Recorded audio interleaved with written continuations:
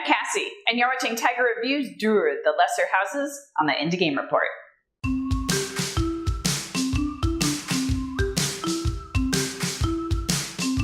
In Duhr, the Lesser Houses, you represent a house of Duhr, attempting to reach the coveted position of Great House status.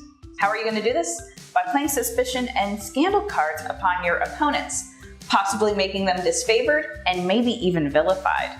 The game ends when there is one favored house left among all players, but this player may not necessarily be the winner. Duhr the Lesser Houses is a 4 to 6 player game and is a social interaction kind of game. I'm going to show you how the game plays, and then I'll tell you what I think of Duhr the Lesser Houses.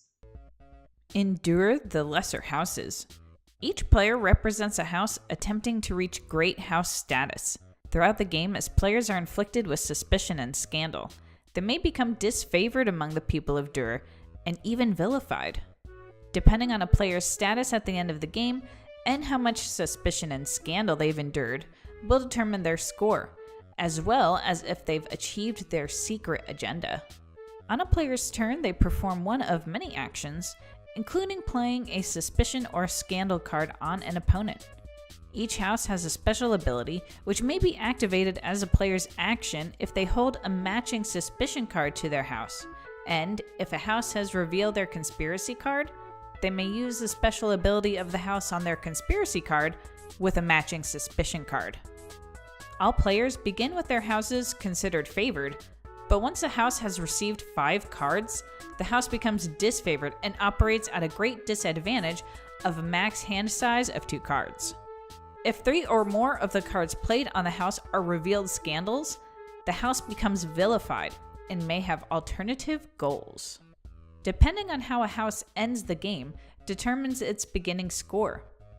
Favored houses start at 10 points, disfavored houses start at 9 points, and both lose 1 point per suspicion card and 2 points per scandal card revealed at the end of the game on their house. Vilified houses start at 2 points and earn 1 point per house made vilified by the end of the game. If a house met its secret agenda, it earns those points as well.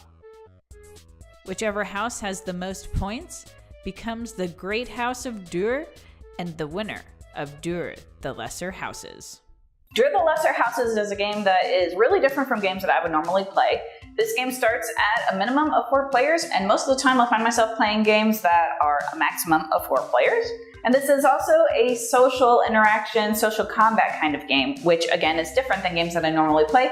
I don't usually play games that have a lot of social interaction with them. So this game is just really different for me. To start, I want to talk about the artwork of the game. And I thought the artwork was really great because this is, like a political intrigue, secrecy kind of game. I loved that all of the houses were brightly colored, but still had this dark undertone, I guess, like shadowing and bolder lines. So I can really appreciate the art. And first of all, it's beautiful, but it also gives you the feeling that what the game is about, where it's a secrecy kind of game. So I really liked the art, and I like the way that it was applied to the theme. I also like the component quality of the game in general. The box is very sturdy, the cards are all very thick and sturdy, and this game was definitely made to last a while. They took great detail in how they wanted to manufacture the game, you can tell.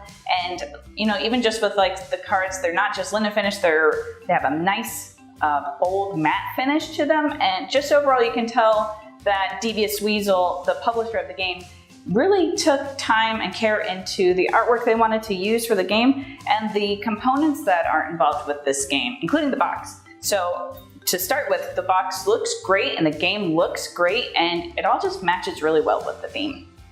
All right, so like I mentioned earlier, Duhr the Lesser Houses is a social interaction, social combat kind of game, and it is very different than the games that I typically play. I usually play games where there is a little bit of interaction with the other players, but it is not a social type of interaction. It is more about being competitive, or if the game is cooperative, working together. But it's not about usually trying to politically engage your opponents or persuade them to do certain things. In Duhr the Lesser Houses, that is very much a part of the game, and I actually really liked it. This is a game where you feel like there's a lot of discussion, and in this game you can trade and you can convince players to play certain ways, and while it has rules, a lot of the game is about kind of a free-for-all. So you could say to an opponent, if you give me one of this type of suspicion cards, then I will use my house ability for your pleasure or whatever you need for your goals, for your secret agenda. And there's a lot of back and forth, there's negotiating, there's, it's a little intriguing, and you're not sure if your opponent is going to do what they say they're going to do if you decide to engage in a trade or a bid. And it's almost like flirtatious, it can be, because, you have to convince your opponents, influence your opponents to do something because you have your secret agenda. You want to be successful with your secret agenda. And in this game, the points aren't very large. I think the most points one could get would be 10, maybe 13 if you had no problems, no cards played onto you, and you were favored and you had your secret agenda was successful. So I think maybe the most points you could get is 12 or 13 points. So by working and wheeling and dealing with your opponents in hopes that you're going to be successful with your secret agenda could make or break the game if you're going to win or not.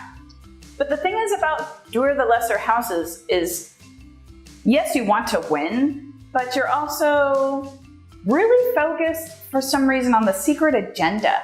And it's a lot of fun to engage with your opponents and not have to worry so much about the rules. Really, the rules of the game are do a thing on your turn.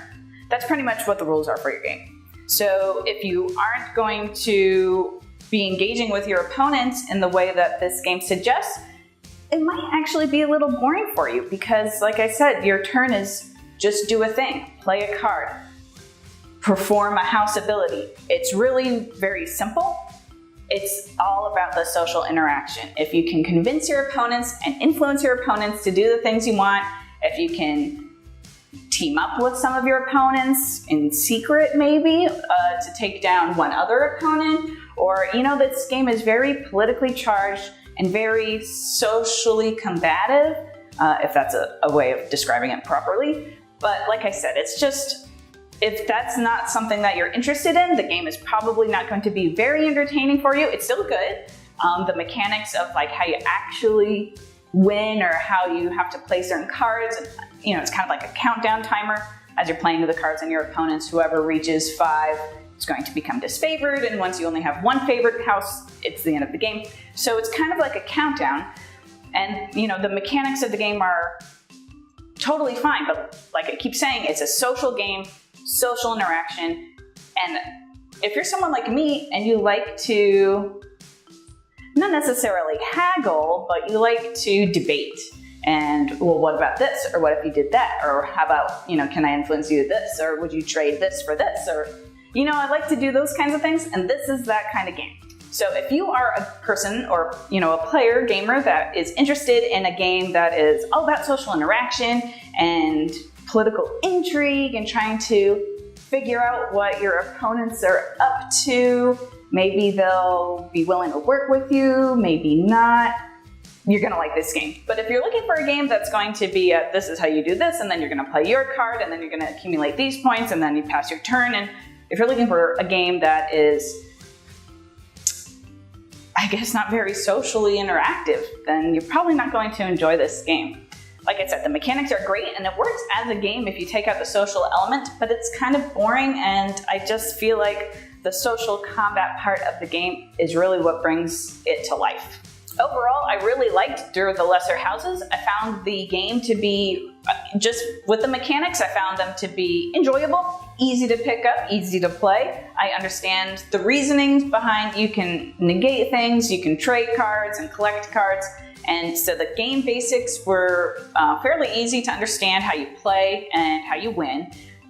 And again, I just really liked the social interaction. The only problem is I don't find myself with 4 to 6 players all the time. So I'm not going to get a chance probably to play this game that often, but I can tell you if I'm going to have that many players around, this is definitely going to be one of the games that I bring to the table. If you're interested in learning more about Duhr, the Lesser Houses, or to get a copy for yourself, you can find information about that down below. If you like this video, feel free to leave a comment or you can subscribe to my channel. And if you would like the Indie Game Report to check out your game, check out our website down below. Thanks for watching TIGR Reviews Duhr, the Lesser Houses from Devious Weasel Games. I'll see you next time.